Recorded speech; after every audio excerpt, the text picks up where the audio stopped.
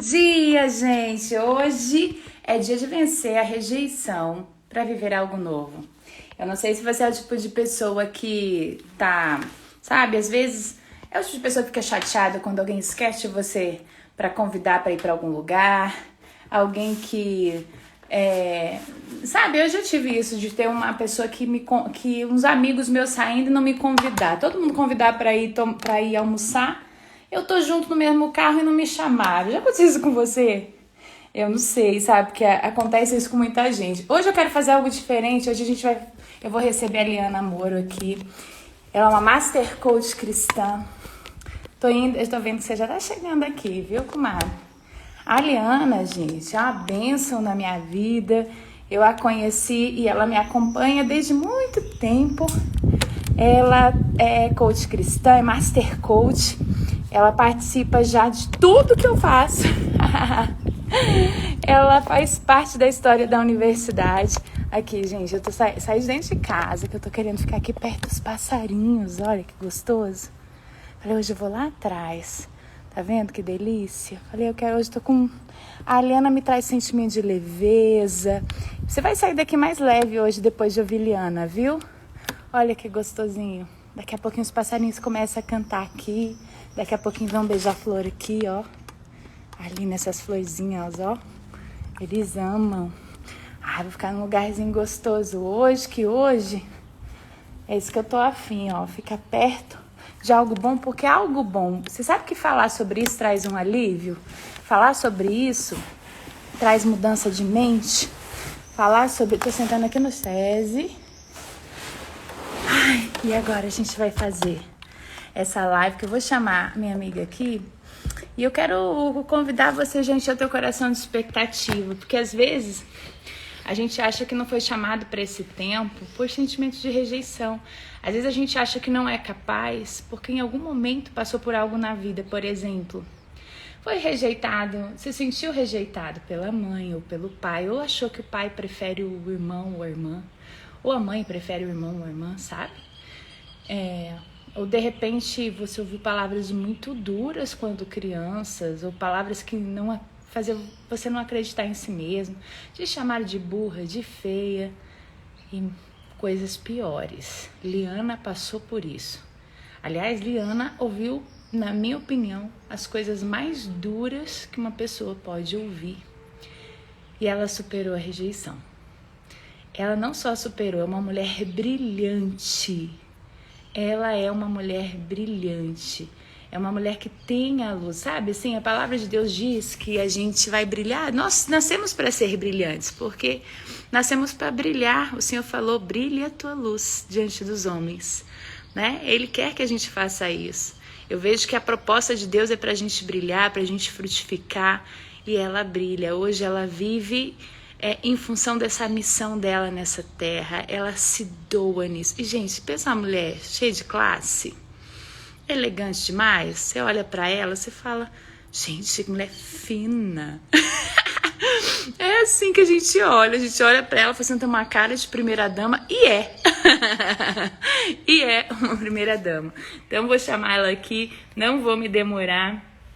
Como eu quis vir aqui atrás, eu acabei não colocando o louvor de viver algo novo.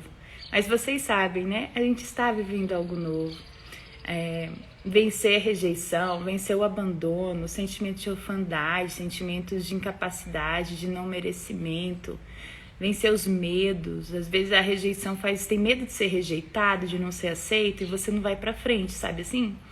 Talvez você tinha conquistas que você era para ter muito além, não tem por esses medos. Eu profetizo que hoje vai virar uma chave na tua vida, que o que a Liana vai trazer aqui vai transformar você de dentro para fora, de dentro para fora. E a Liana vai trazer aqui chaves que ela trouxe de cura durante o processo do coaching cristão. Então ela tem essa experiência profunda, porque ela tá comigo. Você sabia que a Liana me conheceu junto com o Felipe? Quando eu conheci Felipe, meu esposo, eu conheci Liana, porque os dois vieram no mesmo grupo. Eu fui coach dos dois, num grupo de coach cristão em grupo. A Liana estava nesse grupo e o Felipe também. Lá eu atendi os dois. Depois disso, É, eu os conheci, a Eliana já me seguia há muito tempo, já era seguidora e se tornou amiga. Cadê você aqui, comadre? Tô te chamando, tá bom? Tô te chamando aqui, comadre linda. É que a minha internet fique boa aqui. Eu amo, gente. Deixa eu mostrar a visão gostosa que é aqui atrás, gente, ó. Gosto demais. Ah, bom dia, Eliana! Bom dia. Bom dia! Que alegria imensa estar com você aqui. Alegria minha, minha amada. Nossa, que coisa Tudo boa. bem, minha querida. Hoje eu tava pensando. Estava aqui te ouvindo com o coração, assim, eu quase caiu um cisco aqui, eu acho que caiu um cisco aqui, né? Você sempre me validando muito. Gratidão, minha querida, gratidão. Tu sabe do quanto tu tens parte nisso tudo, na minha conquista, né?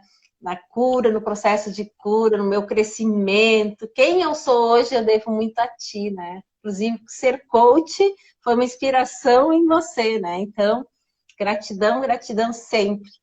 Ai, eu acho. Gente, ó, eu fico toda arrepiada toda vez que ela fala, né? Às vezes eu até esqueço dessa história. A Liana me seguia e quando ela pediu, perguntou o caminho, eu falei: olha, se é isso que você quer ser coach para transformar vidas, é o melhor caminho. Por quê? Porque você vai aprender, você não vai aprender só o espiritual, você vai aliar o espiritual mais algo comportamental, algo que vai mexer, que vai ajudar a ter gestão das suas emoções, para potencializar você. E aí eu me lembro que ela não demorou não, a mulher foi, ela mergulhou. E cada vez que eu dava uma direção, ela ia lá e seguia, e essa mulher foi crescendo, crescendo, crescendo. Se você está aqui, você não conhece a Liana, você vai clicar aqui em cima, vai aparecer Liana Moro. Ela é Master Coach cristã. Ela é especialista nessa parte emocional. Né? Você segue ela porque você merece, você merece segui-la. Você merece segui-la. Se você vai na página dela, Liana, eu preciso dizer que é uma das páginas que eu mais amo, viu? Eu amo passear na Uau! sua página. Quando eu ainda olha, até falei assim, eu vou num lugar leve, porque Liana é leve. Eu vou. Oh, Ainda falei assim, até a cor, eu falei assim, eu tenho que colocar um negócio meio que com rosinha clara. Eu acho que essa identidade visual passa isso, né? Aquela coisinha mansa de refrigério, né? Eu não sei, você que está aqui, que você vai receber um refrigério essa manhã. Eu profetizo isso. Tem essa unção uau. sobre a vida da Luana, da Liana, de refrigério, de algo bom. Vai vir um algo novo, um refrigério novo hoje. É um refrigério novo. Amei. Olha, né? Porque assim, não é, Liana? Quando a gente começa a trazer consciências novas, a gente traz cura sobre a rejeição. E uma cura Exato. sobre a rejeição é, é um refrigério. Já gostou? Hum, Por isso que eu vim aqui, para ouvir os passos. Daqui a pouquinho Querida. você começa a cantar, eu amo aqui. Não é gostoso? É um refrigério, é um bálsamo. Você fala, caramba, é verdade. Eu não sou uma pessoa que ninguém quer, que ninguém aceita, que não tem jeito, ou que parece, às vezes muita, eu já me olhei assim e você já se olhou assim muito, porque eu já te atendi, eu sei bem como. Você teve uma história Conhece. incrível, né, minha amiga? Nossa. Pois é, você está dizendo dessa leveza, mas nem sempre foi assim, e não faz muito tempo, né, Ellen? Isso assim, é algo que queima dentro de mim, essa vontade de passar isso para as pessoas, inclusive numa aula que eu ministrei antes de ontem, num grupo, falando disso, né, também sobre rejeição, que é um dos assuntos que eu amo falar, porque foi o local da minha dor, foi o local da minha cura, e Deus me usa hoje para falar sobre isso e ser instrumento dele para levar cura para outras pessoas. E o que mais assim me chama atenção é que por toda a minha vida foi assim. Uau. E eu não tinha a menor consciência disso. É isso assim, que queima dentro de mim de falar para as pessoas, porque as pessoas, a rejeição, na verdade, o que é a rejeição? Rejeição é uma ferida na alma, né? E segundo os estudiosos, como a Joyce Meyer, que é escritora de vários livros, entre eles A Raiz de Rejeição, que eu já li várias vezes e cada vez me impacta mais, ela diz que a rejeição é uma ferida na alma e que é uma das dores mais profundas do ser humano, né? E como ferida, por exemplo, uma ferida na pele, se ela tem a casca, se tu bater ali e ela não está bem cicatrizada, ela vai sangrar. E da mesma forma é a ferida na nossa alma, que são feridas que provavelmente se iniciou lá na nossa infância, às vezes até no útero da mãe, e que a gente não tem a menor ideia, mas a ferida existe, está lá dentro, é uma ferida invisível, e ela dói, e ela sangra, e cada vez que algo acontece, um gatilho é disparado, ela sangra, e a gente não tem a menor ideia de que a gente tem isso, que a gente carrega essa ferida, mas na vida adulta nós vamos manifestar através dos nossos comportamentos. Olha que loucura isso. E a gente acaba se sabotando, se auto-sabotando, muitas vezes tendo comportamentos disfuncionais e que a gente abomina, que a gente não gosta. E que a gente, às vezes, muitas vezes se questiona, mas por que de novo? Por que eu reagi desse jeito? Porque inconscientemente, né? E a gente reage de forma inconsciente, mas quando vejo, se auto-sabotou e acabou fazendo algo que não gostaria. E no meu caso, Ellen, foi assim, eu não tinha a menor ideia de que eu carregava essa ferida emocional, porque a rejeição é uma das feridas emocionais, digamos, a mais grave. Então, quando a gente fala de ferida emocional, logo vem à mente a rejeição, porque é a dor. Como a Joyce Meyer diz, é a ferida, é a dor mais profunda, ela fica sangrando, ela fica latejando, é uma dor que invade a nossa alma. A alma cede das nossas emoções e a gente acaba se auto-sabotando assim nas nossas emoções e procrastinando, porque a pessoa que é ferida emocionalmente, que carrega a ferida de rejeição, ela acaba tendo comportamentos disfuncionais e ela acaba prejudicando justamente as pessoas que mais convivem com elas, familiares, as pessoas que ela mais ama. Nossa. E isso gera um sentimento ainda de culpa depois. Porque, veja bem, Satanás, ele usa, o especialista, né, o inimigo das nossas almas, ele usa a rejeição como uma ferramenta para distorcer quem nós somos. Porque, veja bem, todos nós nascemos para um propósito, para vir aqui. Deus já colocou dons, talentos, habilidades dentro de cada uma de nós, para vir aqui cumprir com um propósito. Qual é a intenção do nosso inimigo? É com que nós criar uma cegueira, né? Colocar uma venda nos nossos olhos, para que a gente não venha cumprir com aquilo que Deus já predeterminou. E aí, qual é a estratégia dele? É implantar, é plantar a semente da rejeição na nossa alma. Que muitas vezes começa lá na gestação, quando a gravidez é indesejada, quando às vezes o pai e a mãe querem de um sexo e a criança nasce de outro, o mesmo com as emoções da mãe acaba afetando a criança, depois durante o parto, um parto difícil, durante a infância. E no meu caso, assim, quando eu tive esse entendimento, porque até então, até pouco tempo atrás, eu não tinha a menor, como eu falei, eu não tinha a menor ideia. E aí eu passava me auto-sabotando, assim, no meu relacionamento, no meu casamento, com os amigos, no trabalho. Nossa, assim, né? Sempre era vítima, porque o foco do inimigo justamente é isso, colocar uma venda, para quê? Para que a gente comece a olhar só para as nossas dores. Causa essa dor na nossa alma, né? Primeiro ele cria uma situação, ele entra naquela situação aproveitando as brechas da nossa família, as disfunções ali entre pai e mãe, né? E aí ele vem justamente para negar algo que a gente tanto precisa, né? No caso, é o amor, né? O que o ser humano necessita? É o amor, a aceitação, a aprovação. Digamos que a aceitação é o calcanhar de Aquiles de todo ser humano. Nós temos uma necessidade de nos sentir aceitos. E quando a gente não se sente aceita, vem o quê? A rejeição. E como é que eu não me sinto aceita? Às vezes não é nem o fato em si, né?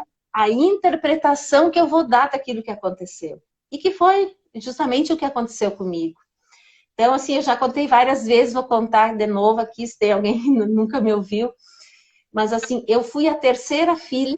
Olha só, Liana, Oi? deixa eu só aproveitar agora para falar para o pessoal. Gente, você vai ouvir uma história que é muito impactante.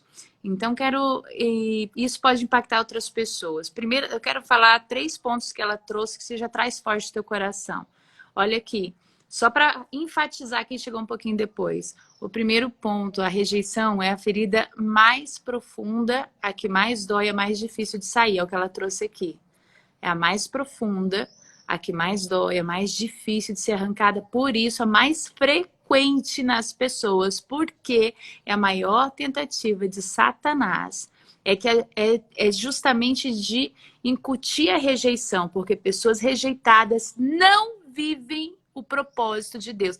Não pessoas rejeitadas, pessoas que carregam a rejeição, que não se libertam, que não ressignificam, pessoas que não experimentam de eliminar esse autossabotador, porque é um dos maiores, como ela disse aqui, um dos maiores autossabotadores do seu propósito, da sua vida, dos seus relacionamentos, da sua felicidade. Porque a gente acha que não é possível que você se sinta feliz não sendo liberta da rejeição. O fato é que você vai ter aspecto dela, como ela falou aqui, a vida inteira. Não tem como. Quem foi em algum momento rejeitado, a vida inteira em algum momento é acionado o gatilho. E nem sempre ele acionou o gatilho, eu estou curada 100%. Não, você vence constantemente. A rejeição não é algo que você tira de vez, para sempre saiu de você. Ela vai estar ali, você vencendo. Por quê? Porque sempre é como... Sabe aquela história do gato escaldado tem medo de água fria? Toda vez que ele vê é o trauma.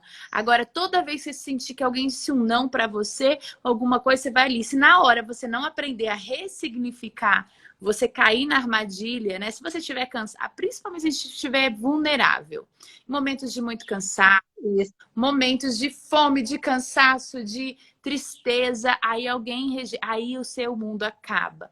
Então, você que sentiu isso em algum momento, já enche teu coração de expectativa que você vai ouvir aqui e pega e envia essa live. Eu sei que a gente pede isso todo dia, mas a gente não pede, a gente pede para te lembrar, porque eu sei que você já faz isso. Eu quero até te agradecer, porque você que está de outro lado é o tipo de pessoa que, como cristão, você não guarda só para você a informação, você transborda. Eu sei que os cristãos são generosos, já tem esse id pregar o evangelho é isso. Eu posso não estar eu falando, mas eu posso estar levando pessoas aqui para essa live.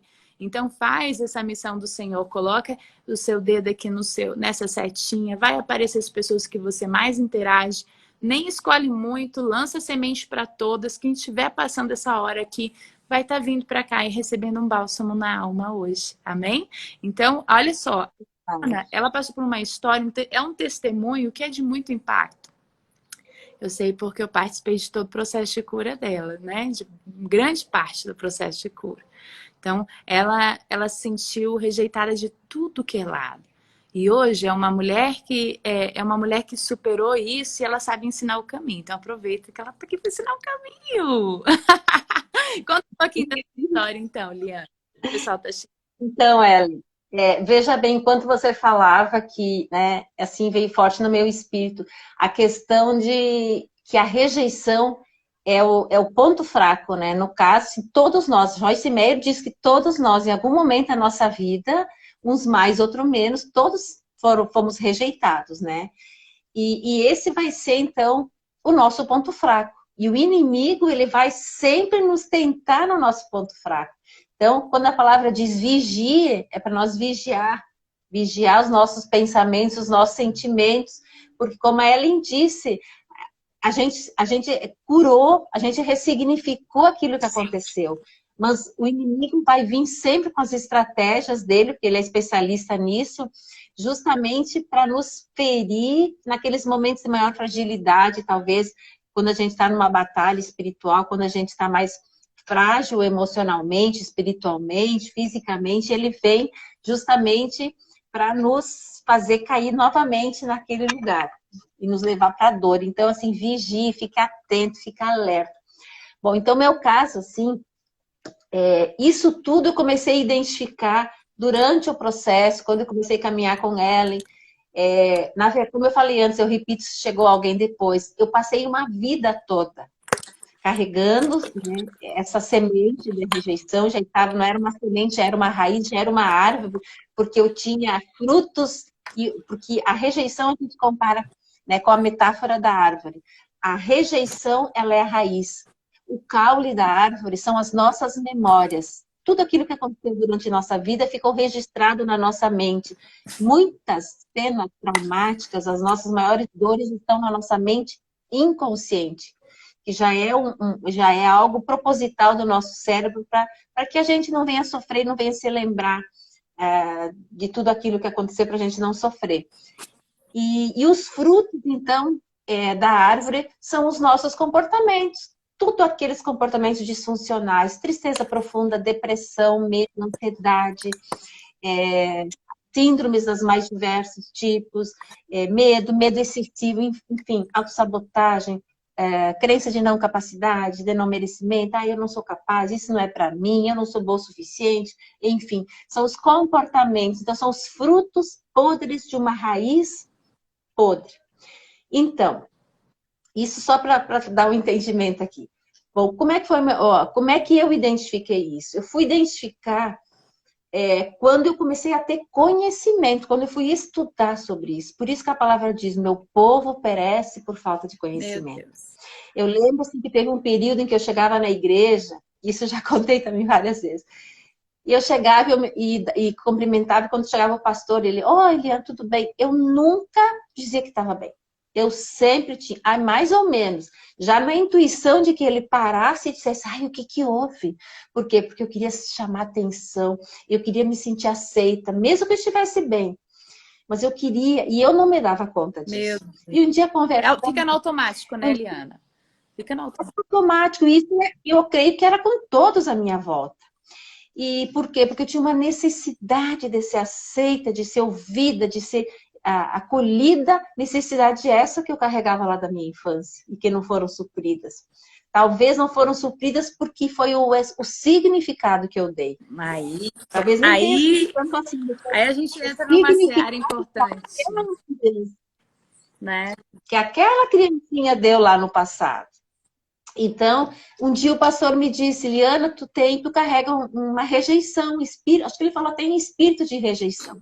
E aquilo ficou aquela coisa na minha mente, mas ele não me disse, isso precisa ser curado, isso tem que ver, vamos, sabe? Ficou aquele vácuo. Quando eu comecei há 4 anos atrás, 2018, eu comecei o processo de coaching, fui buscar...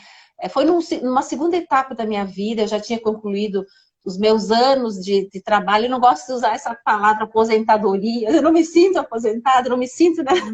Mas enfim, eu concluí meus anos e aí eu parei de trabalhar e no primeiro momento é aquela euforia de tu poder curtir, não ter mais a sensação de cumprir horário e tal, viajei, organizei a casa, pá. Passou aquela euforia, começou... um vazio, algo assim, era uma angústia, algo assim como se eu não me sentisse mais, eu não era mais vista, eu não era mais lembrada, não carregava mais aquele crachá da enfermeira, da chefe, da secretária, que na época eu era, secretária da saúde, enfim, parecia que eu tinha perdido o meu valor. Eu lembro que uma vez, conversando com uma amiga minha, que era psicóloga, eu falei isso para ela, parecia que tinha perdido tudo. E ela me disse, para aí, Eliana, mas o teu valor não está no que tu faz, mas em quem tu é. E aquilo assim foi como se entrasse uma luz assim, né? Opa, então quer dizer que tem algo a mais para mim. Eu sei que eu entrei numa busca muito... Eu me atirei assim aos pés de Jesus, eu tinha momentos que eu chorava muito, assim, começou a me bater uma depressão, uma leve tristeza, assim, porque parecia que, e agora? O que eu vou fazer? Né? Porque tinha muito forte aquela crença do fazer, eu precisava fazer, estar no ativismo, e aí isso é um dos sintomas da pessoa que carrega essa rejeição. Meu Deus. O seu valor não está em quem ela é, mas naquilo que ela faz. Então, quando faz, fechou, não para nunca, né? Vem cá, meu marido tá vindo me dar um beijo aqui, ó. Dá um bom dia aqui. Bom dia. Padre, Bom? tudo Bom bem? demais. Tudo? Ele tá indo pra academia aqui e veio me dar um beijo. Tchau. Vai Legal. lá, amor. Tchau. Até mais. Então eu fazia muito, eu não me contentava, Ellen, de ir trabalhar de manhã e de tarde, às vezes eu ia para o trabalho de noite para concluir coisas, ou então trazia, e aquilo me dava uma satisfação, porque enquanto eu produzia, eu não escutava a minha dor. E agora me veio aqui no Eu Espírito, essa semana eu gravei, acho que foi um Rios falando que uma dos motivos das pessoas que quando ela não é liberta, não larga toda aquela bagagem, ela vive as suas misérias quando não tem nada para fazer. Olha que loucura. E ela busca no entretenimento para fazer algo que distanciará a sua alma do vazio e do caos. Olha que loucura. Meu Deus, eu fiquei pensando quantas vezes na minha vida tudo que eu queria era o máximo de trabalho. E quanto mais você trabalha, você se sente útil. Se sentindo útil, você não está sendo rejeitada por ninguém. Você não para pensar que alguém te deixa. Não, eu sou útil ali, eu sou importante ali. É como se fosse assim, eu estou suprindo um buraco da minha alma, mas é uma mentira, não é uma verdade. É uma mentira, porque você acaba se abandonando por isso. Você abandona você para fazer. E tu não, e tu não para ouvir tuas dores. É uma fuga. O entretenimento é a fuga de nós mesmos, para não sentir a dor. E por isso que a gente vê ela em tantas pessoas no ativismo hoje. Dentro das igrejas, dentro das casas. Tu acredita que, agora me veio aqui uma lembrança, eu tinha uma amiga que ela dizia que quando ela não tinha o que fazer, ela tirava tudo do armário e ficava lavando de novo. Panela, xícara, prato. Ela lavava, lavava, lavava. Então, assim, esse ativismo é para justamente não parar para olhar para as suas mazelas, para as suas misérias, para as suas dores. Então, tu fica ligada no automático, no fazer, no fazer, no fazer. E acha que não merece. Então, preste atenção. E acha que não merece usufruir. Porque ela não sente nem prazer em que usufruir, fica, né? Isso, e quando ela parece que ela não merece descansar, ela não se sente digna, quando ela para descansar, ainda vem o remorso, a culpa. Então ela tem que estar sempre ligada em fazer algo.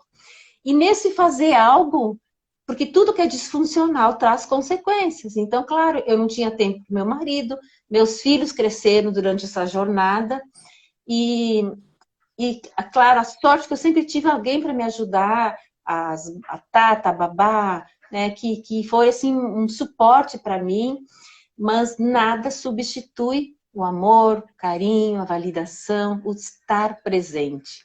E isso tudo, olha só que loucura isso, porque nós repetimos aquilo que nós aprendemos. Então, tudo aquilo que tu trouxe lá da tua infância, todo aquele amor talvez não recebido, aquela validação não recebida. Eu, por exemplo, eu acabei fugindo aqui, já vou contar do meu testemunho. A gente então acaba repetindo com os nossos filhos. Deixa eu voltar agora aqui, contar do testemunho que eu acabei pulando. Eu vim numa família, eu fui a terceira filha, mulher. Antes de mim, teve dois que morreram. O primeiro filho da minha mãe foi um menino único, e morreu com 3 dias, nasceu prematuro, há 60 anos atrás, mais até, não tinha as condições que tinha hoje, ela não sabia, ela era muito jovem, e acabou morrendo. Depois ela teve a outra filha, depois mais uma, e antes de mim, outra menina que morreu com 9 meses, que também morreu uma morte absurda, naquela época não tinha os recursos de hoje, morreu de uma coisa assim, bem desidratação, olha que loucura. E depois ela engravidou de mim. Quando eu fui entender essas questões, eu fui buscar saber da mãe como é que foi. A gravidez foi planejada? Sim, foi planejada. Foi um desafio dela com uma vizinha, que até depois foi minha madrinha, que as duas resolveram engravidar juntas e nós nascemos praticamente poucos 20 dias de diferença. Então, quer dizer, meu problema não começou na gravidez. Mas eu creio que pela mãe ter perdido 2 filhos, né, e ela ser jovem ainda, claro que ela tinha alguns problemas emocionais, medo, talvez. Será que vai dar certo a gravidez? Será que eu vou perder minha, né? Medo de perder de perdi a novo, outra. né? Medo de perder de novo. Então, claro que ali já começou a passar algo para mim no emocional. E aí eu nasci, dentro de uma família já tinha 2 meninas. E a segunda mãe, já, assim, eu muito novinha, bebezinha, acho que eu devia ter 3 meses, comecei, assim, uma série de internações sucessivas. Eu adoecia muito, e eram sempre doenças muito graves. Teve um momento, assim, que o médico disse para a mãe que era para rezar e esperar a minha morte. Naquela época, assim, imagina, não tinha os recursos que tem hoje, não tinha carro, não tinha asfalto, não tinha que viajar para outra cidade. Era, assim, tudo muito difícil. E a mãe disse que chorava muito naquele quarto, pensava em fugir do hospital, porque se eu morresse lá, como é que ela ia trazer de volta? Enfim, então imagina emocional e tudo aquilo passando para mim. Passa, gente. Só Bom, para fazer um parênteses, é bom você ouvir essa história pensando que toda a sua gestação, a forma, por que ela falou que ela foi a terceira filha, o que aconteceu antes, tudo isso influencia na rejeição, né? Pode continuar. exato. As internações, todos aqueles procedimentos. Eu lembro, assim, eu fazia muitos exames, procedimentos invasivos, assim. Eu tive uma sucessão, assim, de doenças até os 12 anos de idade. E tu sabe, Até, Ellen, que ontem, assim, pode falar, depois eu comento. ontem, assim, eu parei para pensar e eu lembro de um livro do Paulo Vieira que ele escreveu, acho que foi lá no capítulo do vitimismo, e que eu me identifico muito, e lá ele fala do porquê que as pessoas se sentem vítimas. E aí ele relata toda essa questão lá da infância, que é muito comum as pessoas na primeira infância passar por várias doenças na infância, né? E aí o que a mente, o que o cérebro registra? Cada vez que a criança adoece, os pais se preocupam. E com certeza, às vezes, eles largam de mão outras coisas para dar atenção para o filho. Exatamente. E qual é o registro que o cérebro dá? Opa, quando eu fico Isso. doente, meu pai me acolhe, me abraça, eles estão comigo, eles se preocupam comigo. Isso. Então, cria o quê? Né? Um registro neural, aqui uma sinapse, um caminho, dizendo toda vez que eu precisar de atenção, eu vou adoecer. Isso torna um Olha que vício loucura. emocional. Isso torna um vício. E eu creio, Ellen, eu creio, assim, que olhando para a minha história, né, eu tenho muita lembrança, assim, que isso aconteceu comigo. Porque, olha só, no meu entendimento, quer dizer, no significado que eu dava para aquilo que acontecia, a minha mãe preferia a minha irmã mais velha. O meu pai preferia, olha só, era o significado, a interpretação que eu dava para aquilo. A minha irmã, a que era mais velha, a do meio, né? E eu não tinha referência. Então, eu não me sentia aceita, eu não me sentia amada, eu não me sentia pertencente. Essa era a interpretação, o significado que eu dava para aquilo que acontecia. Talvez nem fosse, não sei. Mas era a interpretação que eu dava. E aí, por cima disso... Que a sua mãe preferia uma irmã e seu pai outro. Então, E eu me você senti o não... quê? A preterida. Aquela que não era amada nem pelo pai, nem pela mãe. Então, eu estava ali buscando chamar atenção. E nesse chamar atenção, se desenvolveu uma personalidade na Liana de uma criança inquieta, ativa, superativa, porque era a forma, hoje eu olho com esses olhos, era a forma que eu encontrava para chamar atenção, para dizer, ei, eu tô aqui, olhem para mim, eu quero ser amada, me olha.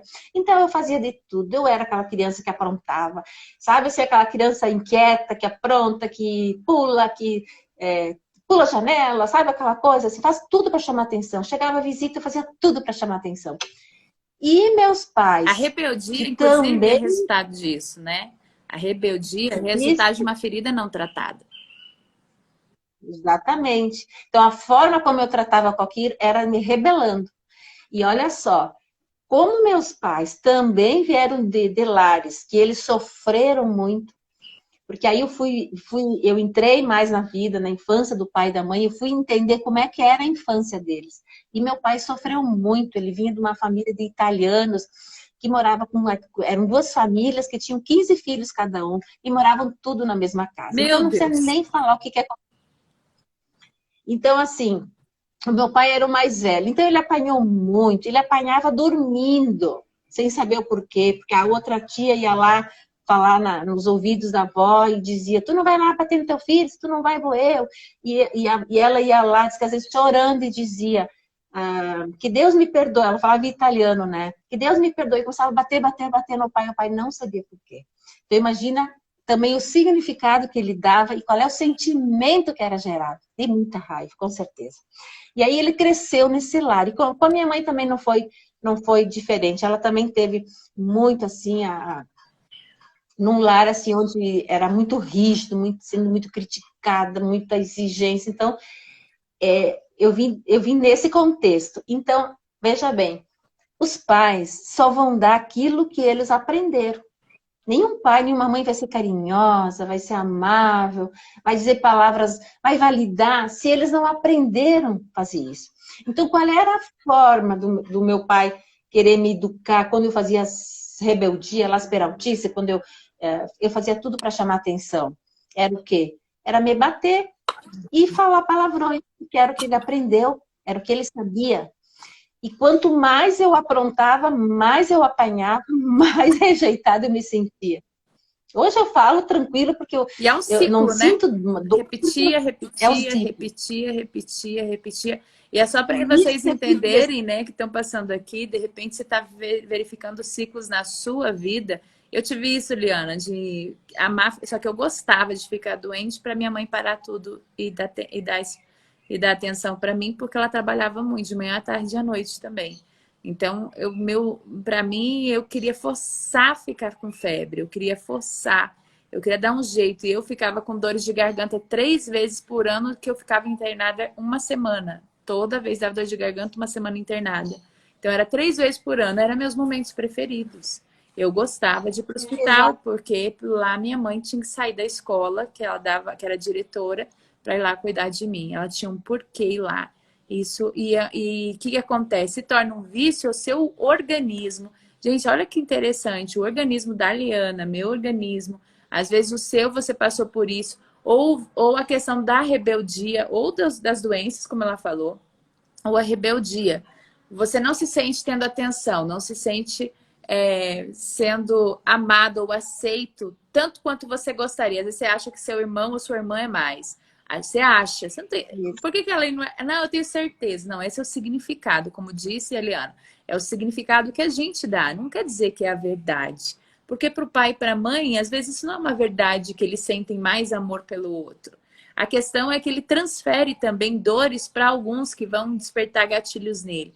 Então, eles não tiveram inteligência emocional, não tiveram oportunidade de se curar, eles transferiram.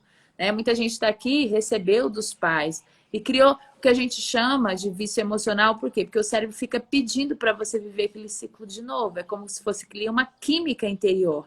Ah, eu chamo atenção, eles param tudo, me dão atenção.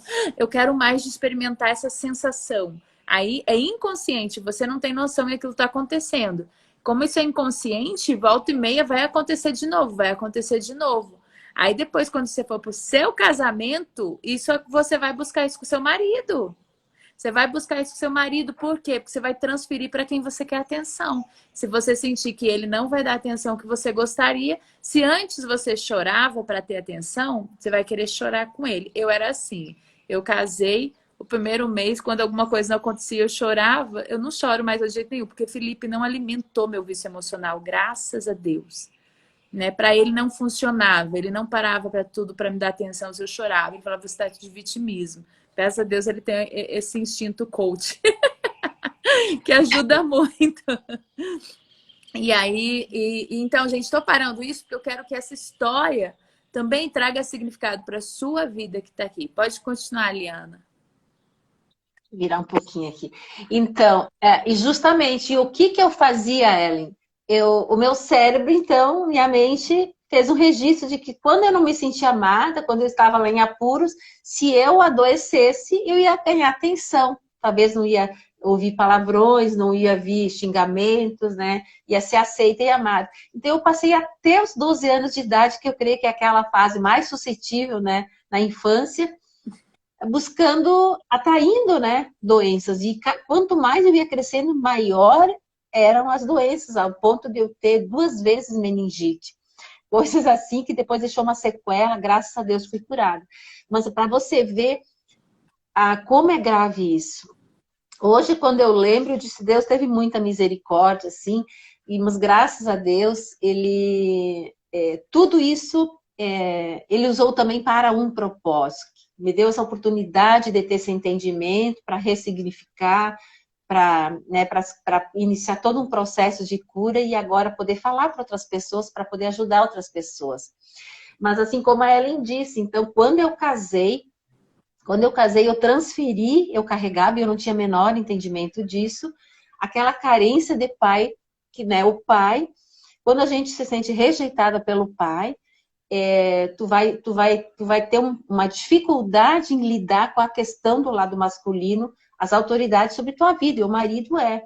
Então eu me sentia assim, eu passei muitos anos da minha vida me vitimizando, me sentindo a não amada, porque eu sou sempre colocada em último plano, e na verdade não era a interpretação que eu dava. Mas olha os frutos disso, né? E aí meus filhos foram crescendo nesse contexto, e aquilo que eu abominava lá da minha infância, porque é assim, a ciência explica assim, né? E a Bíblia diz, porque isso vem, as famílias disfuncionais geram comportamentos disfuncionais que a gente passa de geração em geração, que são as maldições hereditárias. Então, aquilo que eu mais abominava lá da minha infância, inconscientemente eu acabava repetindo para os meus filhos. Então, de que maneira? No ativismo, fazendo e não dando atenção. Inconscientemente, eu estava rejeitando eles. Então, criando neles, repetindo neles aquilo que eu também não recebi. Olha que loucura. Olha só, Então, esse mecanismo de transferência é automático, tá, gente? A gente não faz porque a gente quer. A gente faz de forma inconsciente. Então, talvez você se viu... Quantos de vocês aqui, até responde aqui embaixo pra gente, quantos de vocês transferiram para seus filhos, repetiram com seus filhos coisas que seus pais faziam, comportamentos que você não gostava que seus pais tinham com você na infância, e hoje vocês estão sendo exatamente igual com seus filhos. Aí você fala, eu não vou fazer assim com a minha mãe que fez isso agora, mas quando vê, você está repetindo sem nem pensar. E acha que é normal. Mas isso é automático. Por que é automático? Porque houve uma informação na tua infância. Mãe, age assim. Pai, age assim. Porque o que eu mais vi na vida foi meu pai e minha mãe. Meu pai e minha mãe. Eles criaram um conceito de maternidade, de paternidade. Chega a minha vez. Eu vou ser mãe. O que acontece? Opa, o meu cérebro vai lá pegar. Deixa eu ver o conceito mais forte que eu tenho de mãe e vou dar esse molde para mim. E aí vem a Bíblia e fala, ei, não entre nos moldes desse mundo. Não entre nos moldes. Romanos 12:2. Não se conforma. Fica inconformada em viver como a tua mãe viveu. Fica inconformada em viver o que você viu nesse mundo. Fica inconformada de viver a sua rejeição ou, de repente, abuso. Tem pessoas que se sentem rejeitadas porque foram abusadas por pessoas que amam, que confiavam, né? Pessoas se sentiram traídas. Tem gente que foi rejeitada, se sentiu mais rejeitada ainda depois num relacionamento também que foi disfuncional mais tarde. Tem quantas pessoas aqui que carregam isso? E aí, no momento que você carrega isso, aonde você vai, aquilo sai. A boca fala que o coração está cheio. Você vai estar sempre falando que os outros, diminuindo os outros para se sentir igual. A tendência é criticar outras pessoas. É só para você observar na sua vida em quantas áreas isso respinga, né, Liana? Porque a nossa tendência é olhar para... mas tu viu que fulana nem você diminui os outros. Ela conseguiu aquilo, mas também ela isso, aquilo. Você nunca dá mérito para outras pessoas, por quê? Para não se sentir menor, aí você rejeita o outro. Então, pessoas que criticam os outros tem a ver com a rejeição dela, não tem a ver com os outros. Pessoas que falam dos outros, pessoas que se sentem vítima. A minha história é a pior de todas. Nossa, você não sabe o que eu passei. Você não sabe como foi difícil. Ixi, tem gente que passou por coisa muito pior. Tem gente que passou por coisa... E a gente não tem noção. Aí o que a gente faz? A gente se sente vítima. E a questão, quando a gente carrega isso, a gente transfere para quem a gente mais ama. Mas existe uma boa notícia. Tem como lidar com isso. Vencer essa rejeição. Para você... Por que o tema dessa live foi intencional de ser vencendo a rejeição para você viver algo novo? Você não vive algo novo carregando a rejeição de sempre.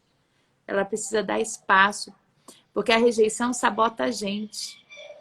Sabota a gente. Exato. Faz com que a gente vai... Às vezes, para se proteger, para não se sentir rejeitado, você já começa a rejeitar os outros. Você começa a impedir que as pessoas tenham acesso à sua intimidade, ao seu coração, à sua vida. E aí você põe uma parede, né? E você fica num mundinho seu, aonde você vai deteriorando, se sente só. Quantas pessoas se sentem sós, né? E mais uma consequência disso forte, né? Que eu sei que a Eliana vai falar disso também. É tão profundo, né, Eliana? Olha como o tempo passa rápido. Olha a hora que é. Meu Deus, eu queria ficar falando a manhã toda para falar disso.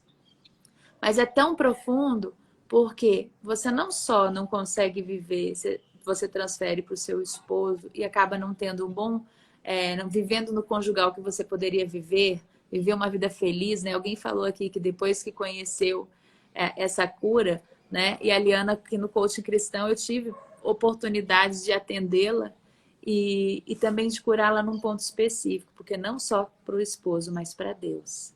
Você não se sente filha, você Exato. sente Deus distante, como se Deus vai estar ajudando um monte de gente, mas parece que Ele não te ajuda.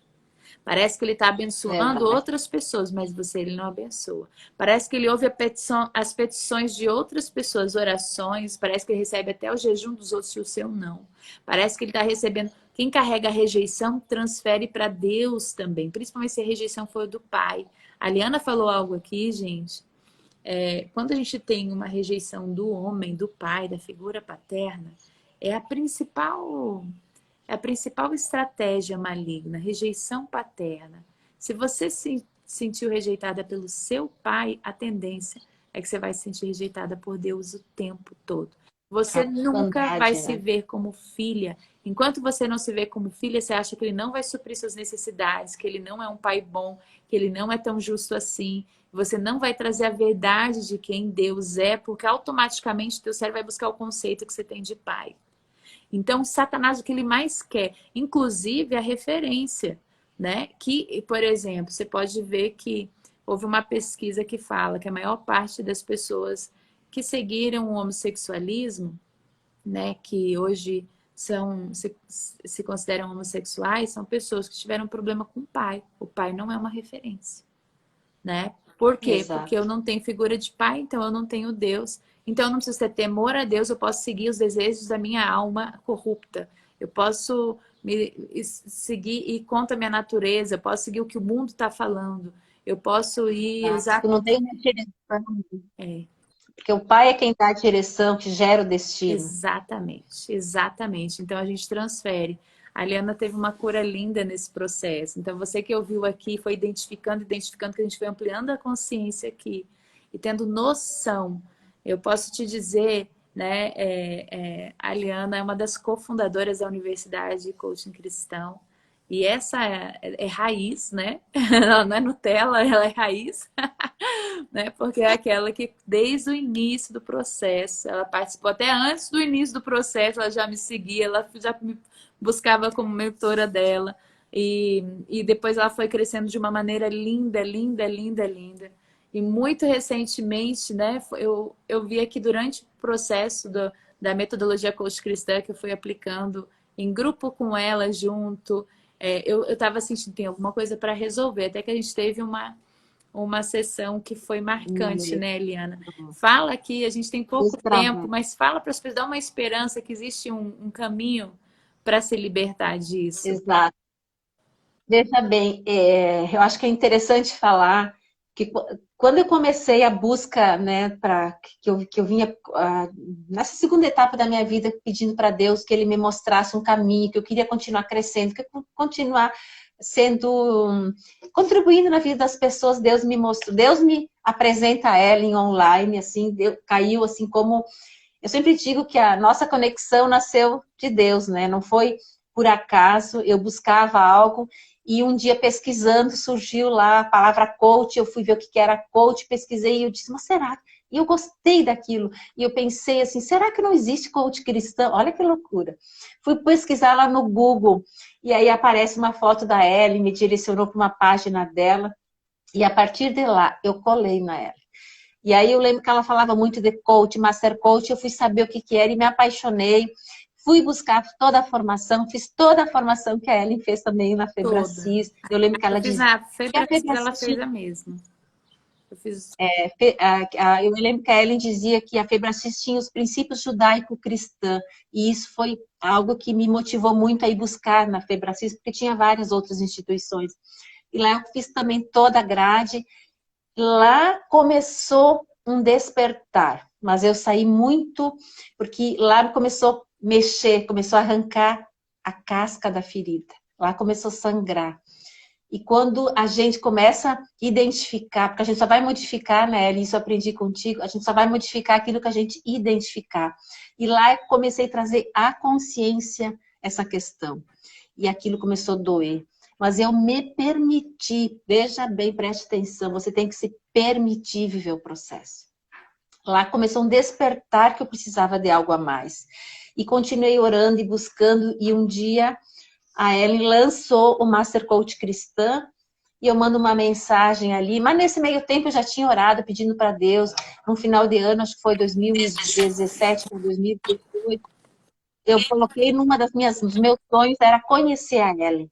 E Deus me oportunizou isso lá no Método CIS, em Curitiba, né? Em agosto de 2018, conheci a Ellen. Na época, assim, eu congelei quando eu vi ela. Eu lembro que eu não conseguia falar nada. E aí ela me abraçou, me deu aquele abraço, que já começou a cura naquele momento. E assim, eu não conseguia falar nada. E eu saí, assim, queria dizer tanta coisa, porque eu seguia ela e eu grudei nela. Eu grudei. Eu lembro que às vezes eu mandava mensagem de Ellen, qual é os cursos que você...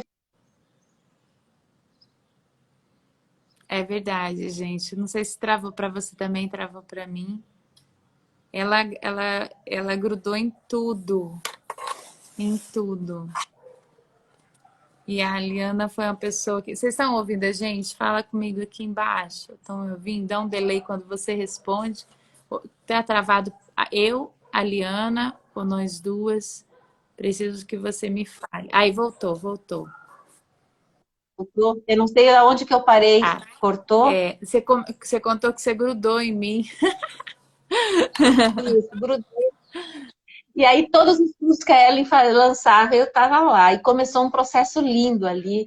A Ellen começou nas ferramentas, assim, foi me trazendo consciência de que, mesmo que meu pai tivesse me abandonado, que Deus nunca tinha me abandonado, ela me deu um livro para ler que mexeu muito comigo. Começou um processo de me aproximar, de entender quem realmente eu era, de quem eu era filha. Que mesmo que meu pai tivesse me abandonado, não me amado, seja lá a interpretação que eu tivesse dado, mas que Deus, aquele que sonhou comigo, que me planejou, que me formou, ainda lá no ventre da mãe, que já tinha um propósito para mim, aquele nunca tinha me abandonado. E eu comecei a voltar, então, a voltar lá para o passado, para ressignificar e dar um novo significado para tudo que tinha me acontecido. E há pouco tempo atrás, né, eu acho que é um ano atrás, né, Ellen, numa das ferramentas, a Ellen assim, eu creio que foi o Espírito Santo puro naquele momento, assim, numa ferramenta, a gente voltou ao passado para destravar. Eu estava num cárcere emocional, eu estava com traves emocionais lá no passado. Eu acho que Detalhe, o gente, auge tinha ali da minha passado cura. pelo coach, né? Pelo Master Coach, tinha passado por Eu tinha vários feito coach processos, emocional. ela já estava atendendo pessoas, mas o coaching cristão, ela Exato, trouxe uma outra perspectiva para a vida da outra Liana. realidade. Pode. Era aquilo que precisava. E naquele momento eu me vi ainda como uma menina, acho que lá com 6 ou 7 anos, como se eu lembro assim, eu me arrepio ainda. Eu me via como se eu estivesse de cabeça baixa, assim, abraçado nos joelhos, assim, chorando num quarto fechado. Aquilo me representava a minha infância triste, a forma como eu me via. E eu permanecia, minha alma ficou naquele cárcere, minha alma estava lá presa. E isso me fazia me sentir incapaz, não amada, não aceita, me procrastinando e me auto-sabotando ao longo da minha vida. E aquilo foi, assim, foi um momento especial, foi um momento de cura, houve choro, houve gratidão depois. Foi algo muito lindo, porque naquele momento foi levado aos pés da cruz. E esse é o diferencial. E que eu acho que a gente está indo para a parte final, né? Uhum. Que a cura mesmo, que quem vai nos dar é a cruz de Jesus. Mas, assim, o papel, a importância, assim, Na verdade, é o que faltava para o coaching, gente, é trazer a cruz, trazer a verdade de Cristo. Porque o coaching tem ferramentas incríveis, mas muita gente não tem o resultado e a cura real. Ele sai mais mexido, às vezes, do que curado, porque falta ter a Exato. liberdade de fazer lá Jesus. Porque a gente, olha, só para vocês entenderem, numa formação de coach tradicional, o que que acontece? Você não vai pegar e vai... você não pode imprimir os seus valores para os outros. Agora, num coaching cristão, você deve trazer à luz os princípios cristãos, a verdade de Cristo, a palavra de Deus em cada ferramenta. São ferramentas de consciência, de trazer clareza das suas dores, é para você se libertar delas, da sua originalidade do que Deus fez em você, do seu temperamento, a preciosidade que existe no seu temperamento, como lapidar isso, né? Das suas inteligências produtivas, de tudo que você nasceu para ser, para fazer, para conquistar em Deus. Então, você tem uma coisa linda dentro de você que merece, que merece ser tratada, cuidada, lapidada. Você merece brilhar, porque o Senhor deseja isso. Ele disse: brilhe a sua luz diante dos homens, para que através das suas obras, o Pai que está no céu seja glorificado. Então, o coaching cristão, ele veio com essa vertente, eu posso falar, trazer a Bíblia e dizer: ei, enche a tua mente com a verdade. Programa a tua mente com o que Cristo fez por você. As suas dores, elas não servem só para você trazer consciência e dizer eu vou ser curada. Não, elas devem ser levadas à cruz de Jesus. Porque lá sim que ele venceu, foi para sarar as nossas feridas. Ele disse que ele já levou sobre si as nossas dores, as nossas enfermidades. Nós precisamos tomar posse disso. Você que estava aqui e que estava aqui e começou a trazer consciência, nossa, eu tenho isso, nossa, isso acontece comigo, nossa, isso eu passei. Eu quero dizer para você que há um Deus maravilhoso que entregou seu Filho unigênito para que todo aquele que nele crê não pereça. E ele disse que é para você não perecer. Ele deu o mais precioso que ele tinha para você não perecer. Ah, gente, a gente tem a maior preciosidade da terra, que é a salvação. Porque ele já se Nós temos que entregou, ele aprender já com venceu a ele, né? cruz. Oi?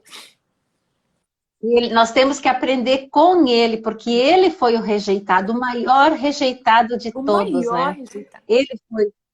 Inclusive, trouxe aqui um versículo em 1 Pedro, né, Ellen? No capítulo 2, versículo 23. Era desprezado e rejeitado dos homens, homem de dor, e experimentando nos sofrimentos, e como um de quem os homens escondiam o rosto, era desprezado, e não fizemos dele caso algum, revela Isaías. Pedro, que conviveu com Jesus, testemunhou, sendo injuriado, não injuriava, e quando padecia, não ameaçava, mas entregava-se àquele que julgava justamente. Meu Então, Deus, meu Deus, que que texto forte. Onde está isso?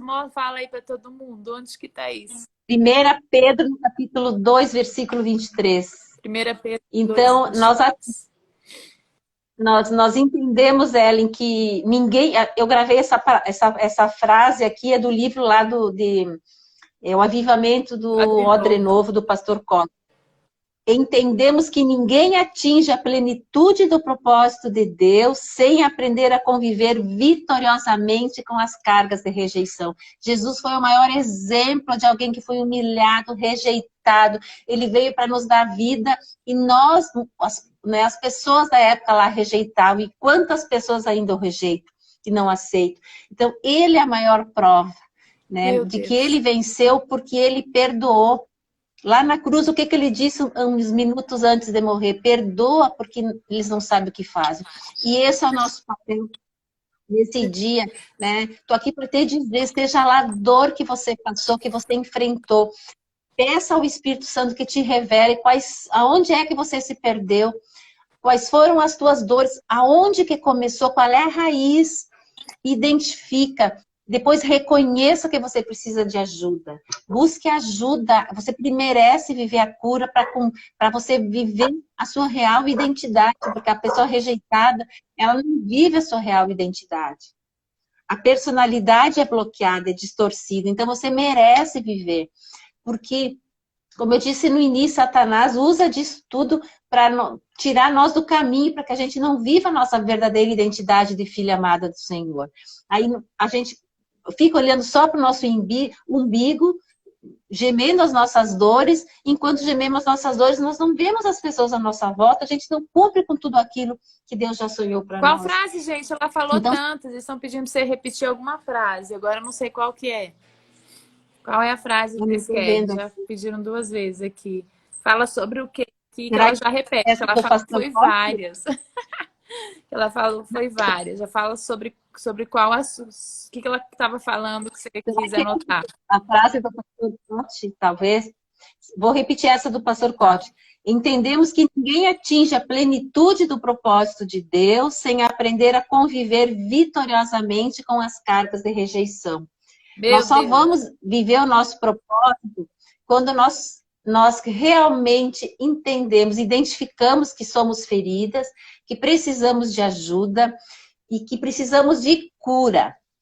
Só que a cura só vai acontecer quando nós abrir nosso coração, quando a gente se rasgar diante do Senhor e pedir para Ele nos curar. Mas para isso nós vamos precisar perdoar.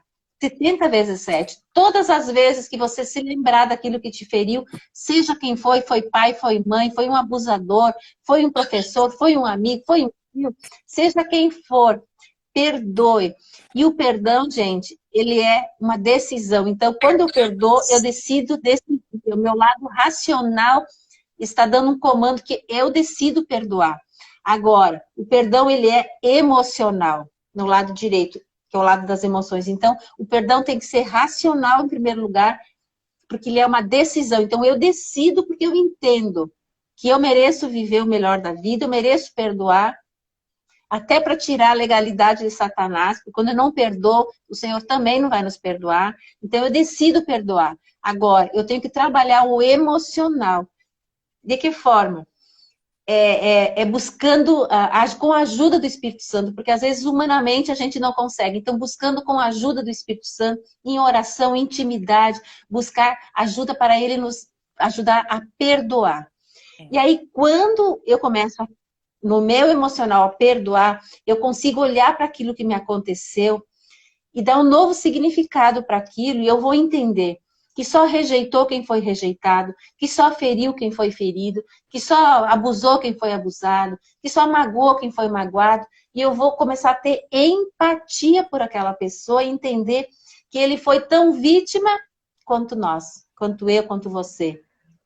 E aí eu vou estar, então, voltando para aquele local da dor, não para me fazer de vitimista, mas agora para dar um novo significado para aquilo que aconteceu e para gerar um novo sentimento. Aí sim eu consegui perdoar. E aí sim, então agora eu vou aos pés da cruz e me derramo e entrego todo aquele fardo aos pés da cruz pedindo a cura. E a cura vai acontecer. E a cura, ela é um processo. Às vezes ela demora, porque quanto mais tempo nós ficamos carregando as nossas mazelas, as nossas dores, maior é o tempo da cura, mas ela é um processo. E esse processo, muitas vezes nós vamos chorar, nós vamos sofrer, e o inimigo vai vir ali com pensamentos, com sofismas, né, para dizer que você não merece, você não deve perdoar, enfim, preste atenção. Viva o processo, se permita. Eu tenho visto gente fugindo do processo porque não querem relembrar, porque às vezes o inimigo vem, quando você lembra, é gerado a culpa. E a culpa não vem de Deus. Quando você vive na base da culpa, você está invalidando a cruz. Porque Jesus já levou todas as dores, as enfermidades junto com ele. Então, quando nós vivemos sob a culpa, nós estamos invalidando a cruz. Então, não viva a culpa. Você não é culpado por aquilo que aconteceu. Você, mesmo que agora na vida adulta você tenha feito coisas erradas, não se sinta culpado. Você é responsável por aquilo que aconteceu. Mas você não deve se sentir culpado. Então se arrependa e peça perdão e viva e restitui. Quando você se liberta, se livra de toda essa culpa, você começa o processo de ser restituído na sua identidade. Você vai entender que aquilo que te aconteceu não te matou. Você vai entender lá em Salmo 139, que eu amo aquele salmo, quando diz que o Senhor sonhou com nós, né, ainda lá no útero da nossa mãe, que ele contou nossos dias, ele sabe de todas as coisas, e ele sonhou com nós muito antes dos nossos pais terem mantido relação e ali nos gerado. Então, por mais que você tenha ouvido para o seu pai e sua mãe que você não era para ter nascido, que você nasceu no momento errado, Deus sonhou com você. Ele foi que sonhou, ele que tinha um plano e um projeto para você. E aí você vai entender que os pais falham, porque nós também falhamos, porque somos seres humanos, mas aquele que sonhou com nós, ele é fiel, ele nunca nos abandonou. Amém. E ele está aqui para curar, seja a dor que for, ele está de braços abertos para curar, para nos restaurar, enfim. Amém. Glória a Deus. Gente, olha que palavra tremenda. Eu tenho que trazer a Eliana mais vezes, né, gente? Quem concorda? Amém. Tem que trazer a Eliana mais vezes. Quero dizer para vocês que todo esse processo de cura, a gente tem ferramentas que são presentes de Deus no coaching cristão, presentes de Deus. Hoje vocês sabem que foi inaugurada a Universidade de Coaching Cristão essa semana para isso, porque as pessoas não tinham acesso. Olha só, mulheres de Deus que passaram por vários processos de cura interior, mulheres de Deus que passaram, porque na igreja eu passei por vários processos de cura interior, eu fiz várias formações em coaching na Fedacis, em outras instituições, e eu vou falar para você, de tudo que eu fiz é quando eu juntei com a verdade de Cristo, quando eu fiz ferramentas de coaching cristão, que virou ainda mais uma chave na minha história. E eu creio que vai virar nas de vocês. O coach cristão é seguro, porque lá a base é a palavra. A ferramenta do coach é só para usar, como usar a palavra na minha mente, no meu coração, na minha alma, para gerir as minhas emoções. A palavra é o guia. Então, ali é um lugar seguro para você tratar suas emoções. Você sabe que não vai levar para o humanismo, não vai tirar a centralidade de Cristo. Então, quero dizer para você, convidar você que não conhece ainda a universidade, fala, Ellen, quero saber mais, como que faz? Tem plano anual, tem um plano mensal, tem a formação em coaching cristão, que vai ser a primeira turma do Brasil. A primeira turma de coaching cristão do Brasil. Vai ser um material muito único e especial que a gente está preparando, né? Para algo assim, eu acho, nem as minhas mentoradas viram nada parecido assim ainda. Elas experimentaram, mas a gente está indo muito mais profundo. E essa formação em coaching cristão, com centralidade em Cristo, vai acontecer a primeira turma. Para quem quer, a gente está com preço de inauguração. A gente não sabe até quando vai durar, com 50% de desconto na formação em coaching cristão. 50%, a gente é uma coisa assim meio doida, não, mas é preço de inauguração. Se você quiser aproveitar, você vai lá no perfil da minha bio, clica aqui, vai lá na minha bio, você vai ver um link da universidade. É só entrar lá no link da universidade e avaliar como que funciona. Tem desde um plano bem assim, eu quero experimentar um mês, você tem como? Tem. Eu quero comprar um plano anual, comprometer e ainda ganhar sessões de coaching. Porque quem tem plano anual vai ter sessões de coaching também, né? Porque está se comprometendo com um processo mais prolongado, né? Então, essa pessoa vai passar por um processo. Valores mais absurdos possível, porque eu nunca vi algo tão acessível. Sinceramente, gente, nada de coaching foi tão acessível que eu já vi na minha vida, nem perto, nem com uma promoção tão doida, né? Então, eu quero que vocês vão lá e lá vai ter um suporte para você tirar dúvida. Eu pergunte no direct, qualquer dúvida que você tiver, mas acesse lá no link para você conhecer. Liana passou por esse processo, é uma validadora, uma cofundadora, né? Porque ela experimentou e hoje ela transborda isso de uma maneira linda. Uma maneira linda. Conhece a página dela, se não conhece, vai lá, que você merece conhecê-la e seguir. Ela tem... Eu amo as postagens, tudo que ela traz é de uma riqueza excepcional. Nós vamos fazer alguma coisa especial ainda aí, especialmente nessa área de rejeição, que é uma área que ela tem sido cada vez mais especialista nesse assunto, né? Liana, querida, obrigada, meu amor. Eu que agradeço o convite, Hélio. Um prazer muito grande. Sabe que eu sempre vou dizer sim para você, né, pelos convites. É uma alegria muito grande. Você, como eu disse, faz parte, né, de todo esse processo. Você tem me inspirado, tem me encorajado, me validado e tem sido um instrumento de Deus na minha vida, assim, nesse processo de cura. Então, Amém. Gente, tira um print nosso aí, coloca uma frase que te marcou no seu Insta também, para você também contagiar outras pessoas com um conhecimento. Uma frase, às vezes, traz uma consciência que muda, né? Que muda tudo. Aí você coloca uma frase lá e marca a gente quer ver lá, quer orar por você também. É só vocês clicarem aqui em cima, vocês entram nas nossas páginas, tá bom? Já começa a seguir ali mesmo. E você clicando, indo no perfil da minha bio, lembra? Vai ter lá o link da Universidade Coaching Cristão para você conhecer. Lá vai mostrar tudo como que funciona, ok? Gente, obrigada por vocês estarem aqui. Direto, semana que vem vai ter mais. E eu quero ainda trazer. Quem gostou da Liana aí? Ainda manda uma palminha, manda um beijinho, um foguinho aí, porque eu sei que foi bem. Então, amiga, obrigada. Deus abençoe você. Continue levando você para esses lugares de refrigério, de bálsamo, e para que você transborde isso. As pessoas que elas sejam cada vez mais agraciadas com a tua existência. A tua existência, minha amiga, tem dado impacto. A tua existência tem trazido cura. Você é uma bênção para essa geração. Eu te admiro, Amém. você, viu, minha querida? Um Amém. beijo para você, a galera que Beijo, tá minha para amada. você aqui também, viu? Amém. Amém. Gratidão, gratidão pelo convite mais uma vez. Tchau, gente. Até a próxima. Tchau.